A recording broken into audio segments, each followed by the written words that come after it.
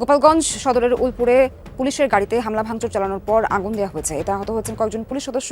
টান উত্তেজনা চলছে গোপালগঞ্জে। এনসিপির পদযাত্রা ঠেকাতে নিষিদ্ধ ঘোষিত ছাত্র সংগঠন ছাত্রলীগের নেতাকর্মীরা এই কাজ ঘটিয়েছে। দর্শক, আমরা কিন্তু আপনাদেরকে দেখাচ্ছি সবশেষ কি পরিস্থিতির মধ্যে রয়েছে গোপালগঞ্জ এবং এই সেই রাস্তাটি, যে রাস্তাটি তারা অর্থাৎ ব্যারিকেড দিয়ে আটকানোর চেষ্টা করছিল।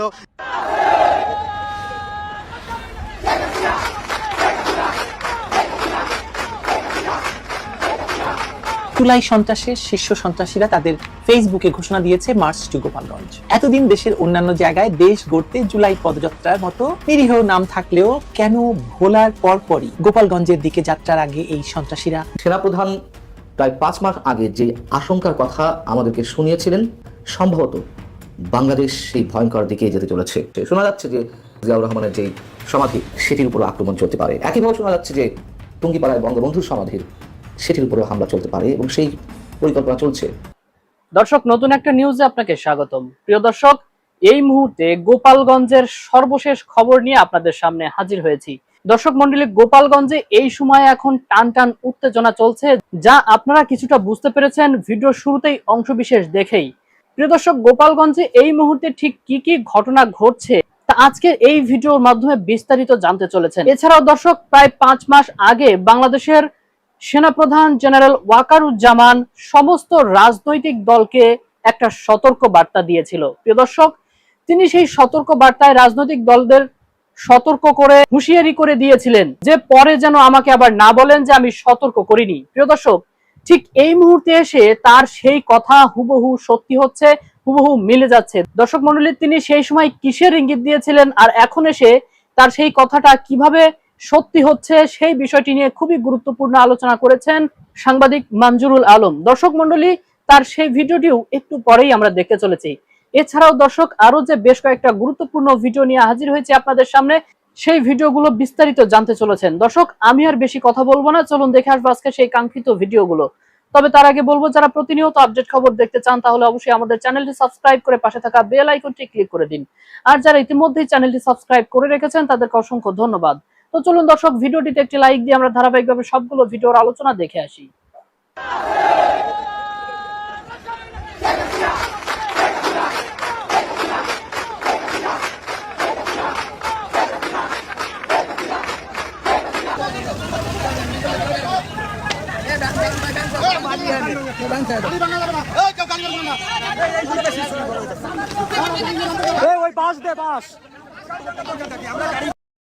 জাতীয় নাগরিক পার্টির জুলাই পদযাত্রা ঠেকাতে গোপালগঞ্জে বিভিন্ন সড়ক অবরোধ করেছেন নিষিদ্ধ ছাত্রলীগের নেতাকর্মীরা।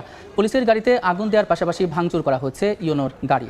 সকালে জেলা সদরের উলপুরে পুলিশের গাড়িতে হামলা, ভাঙচুর ও আগুন দিয়েছে দুর্বৃত্তরা।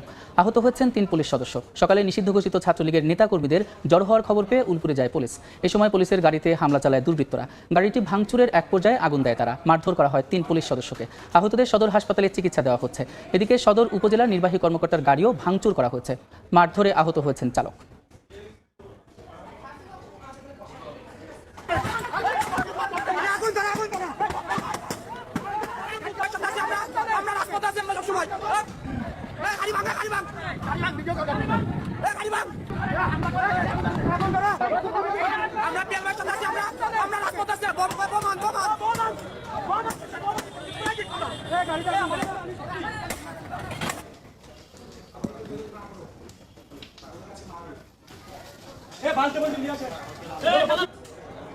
এই মুহূর্তে গোপালগঞ্জের টাউন রোড পৌর পার্কে আছেন রিপোর্টার আলামিন তুষার। সরাসরি যাচ্ছে তার কাছে। তুষার, বৃষ্টি চলে আসার কারণে যারা আসলে এখানে আশেপাশে ছিলেন তারা আসলে স্টেজে আসলে যেহেতু ছাউনি আছে সেখানে আসলে অবস্থান নিয়েছেন। যদিও এখানে এর আগে কিছু বেশ মানুষজন কিন্তু আসলে এখানে অবস্থান করছিলেন এবং আমরা অল্প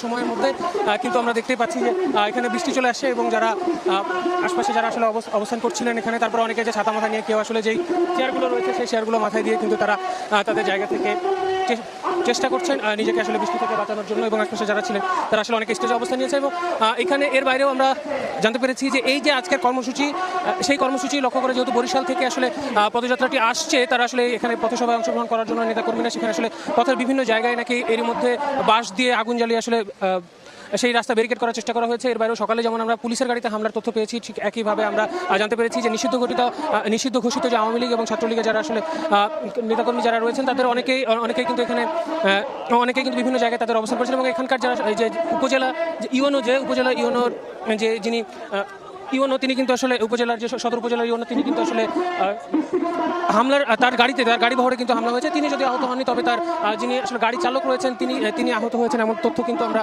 পেয়েছি।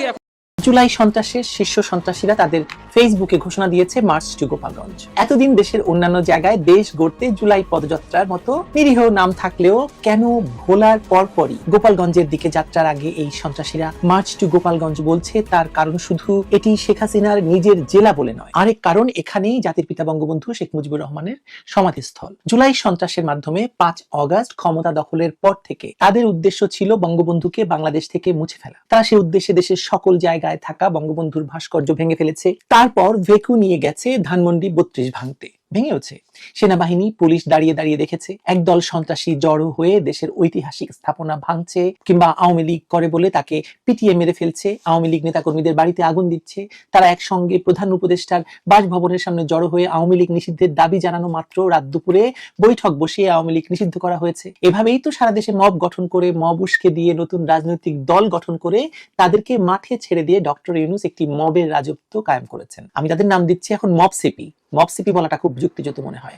এতদিন দেশের অন্যান্য জায়গায় পদযাত্রা নাম ধরলেও গোপালগঞ্জের ক্ষেত্রে তারা মার্চ টু গোপালগঞ্জ নাম দিয়েছে, সেহেতু আপনারাও নিঃসন্দেহে এদেরকে বলতে পারেন যে মব টু গোপালগঞ্জ। আসলে মার্চ টু গোপালগঞ্জ নয়, মব টু গোপালগঞ্জ, অথবা সরকারের প্রোপাগান্ডা সচিবের ভাষায় pressure group to Gopalganj. Hasnat Abdullah একটি নন ভেরিফাইড ফেসবুক থেকে ঘোষণা দিয়েছেন মুজিববাদ মুর্দাবাদ স্লোগান দেওয়া হবে গোপালগঞ্জে, যে পেজটির 1.85 লাখ অনুসারী রয়েছে, অথচ অ্যাকাউন্টটি ভেরিফাইড নয়, অর্থাৎ গুজব ছড়ানো হবে কিন্তু দায় নেওয়া হবে না। আরেকদিকে এনসিপির আলোচিত মুখ সার্জিস ওরফে আইফোন আলম ঘোষণা দিয়েছে মার্চ টু গোপালগঞ্জ। লক্ষণীয় বিষয় হলো এনসিপি তাদের অন্যান্য কর্মসূচিকে জুলাই পদযাত্রা বলছে, যেটা আমি বলেছি একটু আগে। ভাবা গিয়েছিল যে এনসিপি বা নাপার বুদ্ধিমান ও বিচক্ষণ নেতা হয়ে উঠছেন নাহিদ, সবাই সে কথা বলছে এবং কি দেশের অনেক বিজ্ঞ পণ্ডিতরাও সে কথা বলছেন, কিন্তু তার পাতা থেকেও যখন মার্চ টু গোপালগঞ্জের উস্কানি আসে তখন ধরে নিতে হচ্ছে যে গোপালগঞ্জে মবের তাণ্ডব সৃষ্টির জন্যই সরকার এই প্রেসার গ্রুপ গোপালগঞ্জে পাঠাচ্ছে এবং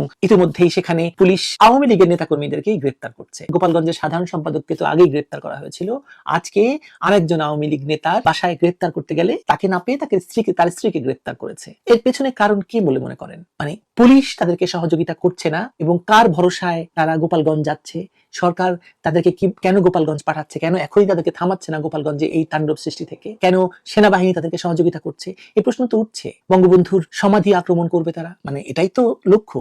তাছাড়াও আমার মনে আরেকটি কারণ আছে, তাহলে এই যে মবসিপি মার্চ টু গোপালগঞ্জের ডাক দিয়ে আসলে সরকারের সঙ্গে আমেরিকার যে গোপন নন ডিসক্লোজার চুক্তি স্বাক্ষরিত হতে যাচ্ছে তা থেকে জনগণের দৃষ্টি সরানোর উদ্দেশ্য। কারণ সরকারের উপদেষ্টা বলছেন যে এই চুক্তি নাকি জনসম্মুখে প্রকাশ করা যাবে না। তার মানে হচ্ছে এই মবসিপিদের উদ্দেশ্য গোপালগঞ্জকে দিয়ে সেদিক থেকে মানুষের দৃষ্টিটা সরানো। বাংলাদেশ যে আমেরিকার কাছে বিক্রি হয়ে গেল, বাংলাদেশের গার্মেন্টস সেক্টর যে ধ্বংস হয়ে গেল, বাংলাদেশের রপ্তানি সেক্টর যে ধ্বংস হয়ে গেল, এবং তার বিনিময়ে আবার উল্টো বাংলাদেশকে অযৌক্তিক চুক্তি করতে হচ্ছে যে চুক্তি জনগণের সামনে প্রকাশ করা যাবে না, সেটাও এই গোপালগঞ্জ আক্রমণের ভেতর দিয়ে মানুষকে ভুলিয়ে দেওয়া হলো।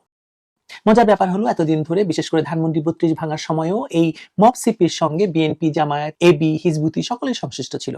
এদের মধ্যে বিএনপি নেতাকর্মীদের সংখ্যা সবচেয়ে বেশি ছিল বলে ধরে নেওয়া যায়। কিন্তু বিগত কিছুদিন ধরে বিএনপির সঙ্গে জামায়াত, এবি, এনসিপির যে ক্ষমতার সম্পর্কে টানাপোড়েন চলছে, তাতে যদি বিএনপি এই মার্চ টু গোপালগঞ্জের ডাকে সমর্থন না দেয় তাহলে মবসিপির এই গর্জন নিমিষেই পরিণত হবে মৃদু চিৎকারে, এটা আমার আশা। কিন্তু হাসনাত, সার্জিস, নাহিদের মিলিত সুরের পেছনে তো নিশ্চয়ই কোনো না কোনো পক্ষের ইন্ধন আছে। জামাত থাকতেই হবে, কারণ তাদের বহুদিনের শখ দেশের ক্ষমতা দখল করে মুক্তিযুদ্ধের সঙ্গে যাদেরই নাম জড়িত তাদেরকে ধ্বংস করতে হবে। সেই হিসাবে বঙ্গবন্ধু তো জাতির পিতা, পাকিস্তানের নাম্বার 1 এনিমি। 71-এর পরাজয়ের বদলা তার কবরের উপর হলেও নিতে হবে, এটা তো আমরা সকলেই জানি না? মার্চ টু গোপালগঞ্জে নিশ্চিতভাবেই তাই পাকিস্তানি গোয়েন্দা সংস্থার অংশগ্রহণ থাকবে। সেনাপ্রধান জেনারেল ওয়াকারুজ্জামানের উপরে মানুষের যে আস্থা ছিল সেখানে খানিকটা হলেও চির ধরেছে, এটি সত্য কথা। কিন্তু এর চেয়েও চরম সত্য কথা, সেনাপ্রধান প্রায় 5 মাস আগে যে আশঙ্কার কথা আমাদেরকে শুনিয়েছিলেন, যে সন্দেহ সংশয় প্রকাশ করেছিলেন, সম্ভবত বাংলাদেশ সেই ভয়ঙ্কর দিকে যেতে চলেছে। আমাদের সবাই নিশ্চয়ই মনে আছে গত 25শে ফেব্রুয়ারি পিলখানা ট্র্যাজেডি দিবসে রাজধানীতে রাওয়া ক্লাবের একটি অনুষ্ঠানে তিনি মন্তব্য করেছিলেন, নিজেরা কাদা ছুড়াছুড়ি, মারামারি ও কাটাকাটি করলে দেশ ও জাতির স্বাধীনতার সার্বভৌমত্ব বিপন্ন হবে। আমি আপনাদের সতর্ক করে দিচ্ছি, পরে বলবেন যে সতর্ক করিনি। তিনি সতর্ক করেছিলেন, এই মুহূর্তে বাংলাদেশে যে একটা ঘনঘোর অন্ধকার আমাদের উপরে জেঁকে বসেছে, এটা নিশ্চয়ই আরো নিকষ কালো হবে। গত প্রায় 1 বছর ধরে যা চলছে ডক্টর ইউনূস সরকার আসার পর থেকে, তা তো দেশের একটা অগ্রযাত্রার পথে যে সূচকগুলো আমাদের সামনে থাকে তার কোনোটাই তো ইতিবাচক নয়। আওয়ামী লীগ এমনিতেই মাইনাস হয়ে গেছে, এখন বিএনপিকে মাইনাস করার জোর প্রচেষ্টা, সেই ষড়যন্ত্র চলছেই। এবং 1/11-এর সময় যে -2 ফর্মুলার কথা আমরা জানতাম, সেটি ছিল 2 দলের 2 নেত্রীকে মাইনাস করা, এখন প্রধান বৃহৎ 2 রাজনৈতিক দলকে মাইনাস করা। বৃহৎ 2 রাজনৈতিক দলকে মাইনাস করার মাধ্যমে যদি কোনো ধরনের শুভ শক্তির সূচনা ঘটত, আমাদের মেনে নিতে কোনো সমস্যা ছিল না। কিন্তু কি দেখতে পাচ্ছি আমরা? আক্রমণ পাল্টা আক্রমণ তো চলছেই। কিন্তু মাত্র কয়েকদিন আগে রাজধানীর মিটফোর্ড হাসপাতালের সামনে একজন ব্যবসায়ীকে যেভাবে মধ্যযুগীয় বর্বরতায় হত্যা করা হলো, তারপর থেকে বিএনপিকে যেভাবে আক্রমণ করা হচ্ছে, এবং স্পষ্ট একেবারে প্ল্যান্ড ওয়েতে সব কিছুর বাস্তবায়ন চলছে। গত 11 মাস বা 1 বছর ধরে আমাদের অস্তিত্বের যে জায়গাটি, মুক্তিযুদ্ধকে নিয়ে যেভাবে খেলা চলছে, আগে বলেছে আওয়ামী লীগকে মাইনাস করা হয়েছে, এখন একটা গণতান্ত্রিক শক্তি হিসেবে যে বিএনপির অবস্থান ছিল সেটিকেও ধূলিসাৎ করার চেষ্টা করা হচ্ছে। এখন বিএনপির শীর্ষ নেতা থেকে শুরু করে বিএনপি প্রতিষ্ঠাতা জেনারেল জিয়াউর রহমানকে যেভাবে তার ছবি, তার পোস্টার যেভাবে অবমাননা করা হচ্ছে, পায়ের নিচে পেশা হচ্ছে, শোনা যাচ্ছে যে সংসদ ভবনের পাশে জিয়াউর রহমানের যেই সমাধি, সেটির উপর আক্রমণ চলতে পারে। একইভাবে শোনা যাচ্ছে যে টুঙ্গিপাড়ায় বঙ্গবন্ধুর সমাধির, সেটির উপরও হামলা চলতে পারে, এবং সেই পরিকল্পনা চলছে। তাহলে এর মধ্য দিয়ে আমরা কি বলবো? বৃহৎ 2 রাজনৈতিক শক্তিকে নির্মূল করার মাধ্যমে যে ম্যাট্রিক্স ডিজাইন বাস্তবায়নের চেষ্টা চলছে, এবং হয়তো সফল হতেও পারে সাময়িক সময়ের জন্য, দিন শেষে নিশ্চয়ই আমরা অন্য কিছু দেখতে পারবো। তো এখন এই মুহূর্তে যে অবস্থা, একটা দেশের অগ্রযাত্রার পথে যে সূচকগুলোর ইতিবাচক দিক স্পষ্ট হওয়ার কথা, তার কোনোটাই তো ইতিবাচক নয়। অর্থনীতি থেকে শুরু করে আইন শৃঙ্খলা পরিস্থিতি, গত 1 বছর ধরে যে মব ভায়োলেন্স ভয়ঙ্কর আকারে জাতির কাঁধে জেঁকে বসেছে, এটির পৃষ্ঠপোষক কারা আমরা সবাই জানি। কারা মব ভায়োলেন্স এই মুহূর্তে সৃষ্টি করছে? বিএনপির বিরুদ্ধে অভিযোগ আছে, কিন্তু ভয়ঙ্কর আকারে কারা করছে, এবং এর উস্কানিদাতা, প্রশ্রয়দাতা কারা? অনেকে বলছে যে প্রধান উপদেষ্টা ডক্টর মোহাম্মদ ইউনূস নিজে প্রশ্রয়দাতা। হ্যাঁ, তার সত্য থাকতে পারে। এখন বিএনপি সরাসরি সেই অভিযোগটি জানাচ্ছে। জঙ্গিবাদের যে উত্থানের সুস্পষ্ট একটা ইঙ্গিত আমরা দেখতে পাচ্ছি। আস্ফালন তো আছেই, চরম উত্থানের পথে মৌলবাদী শক্তির আস্ফালন। মসজিদের মধ্যে মৌলবাদী শক্তির বিরুদ্ধে, জঙ্গিবাদের বিরুদ্ধে কথা বলে কোনো ইমামও নিরাপদ নন। তাকে এই ধরনের কথা বলতে গেলে রক্তাক্ত হতে হচ্ছে মসজিদের মধ্যেই। মানুষ কোথায় নিরাপদ? স্বাধীনতা বিরোধী শক্তির যে আয়োজন খুব মহাসমরা হয়ে চলছে। অতএব এর পরের স্টেজ নিশ্চয়ই আমাদের স্বাধীনতা সার্বভৌমত্ব বিপন্ন হওয়ার আশঙ্কার বিষয়টি আমরা আনতেই পারি। যেমন বরাবরই বলি যে আওয়ামী লীগের সময় যে পলিটিক্যাল ভ্যাকিউম তৈরি করা হয়েছিল, তার পরের স্টেজ হচ্ছে জঙ্গিবাদ চরমপন্থার উত্থান। আমরা সেটির আভাস তো দেখছি।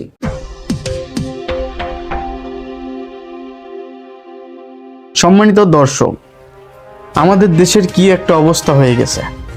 আপনি কি প্রতিদিন দেশের খবর জানতে চান? তাহলে চ্যানেলটাকে অবশ্যই সাবস্ক্রাইব করবেন, আর নিজেদের মন্তব্য ভিডিওর পিন কমেন্টে বলে আসতে পারেন। আর ভিডিওটা যদি ভালো লাগে তাহলে অবশ্যই ভিডিওটাতে একটা লাইক দিবেন। আর বেশি কথা না বাড়িয়ে আজকের যে মূল টপিকটা, সেটা আমরা চলে যাই। তো চলুন স্ক্রিনের উপর ভিডিওটা দেখে নিই।